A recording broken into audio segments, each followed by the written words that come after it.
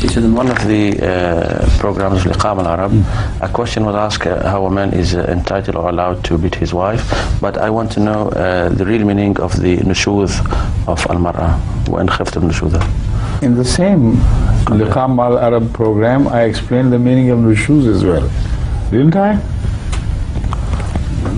Nushuz, I explained it not only there, in the same Liqam al-Arab program which he refers to, but also have explained at greater length and in more depth in my Quran on these verses.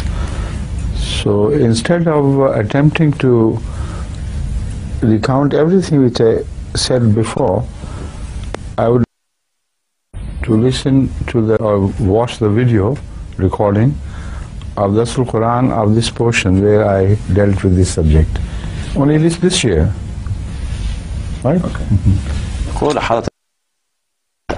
I propose that instead of the running translation like commentary, which is being carried out during the dars, it should be retranslated before she watches it, because that translation is inadequate. Even the expert translators in English, when I listen to their translations, at times I'm shocked. I say, is this what I said? Could I have said it too? That sort of thing. In Indonesian, some translations were presented to me and I was really shocked. I said, although the translator was good, he understood Urdu as well as Indonesian and some English, but it's not possible, in fact, no fault of his. Because when he's translating the portion which I've already said, all along I'm saying new things.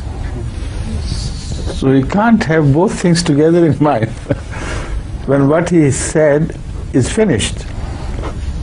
Then he has to translate what I was saying during the time he was saying something. So very difficult, to keep one ear on this side and the eyes on the other and mouth involved in another thing. So no fault of poor translators, but no fault of those who would listen to them either. Why should they be punished?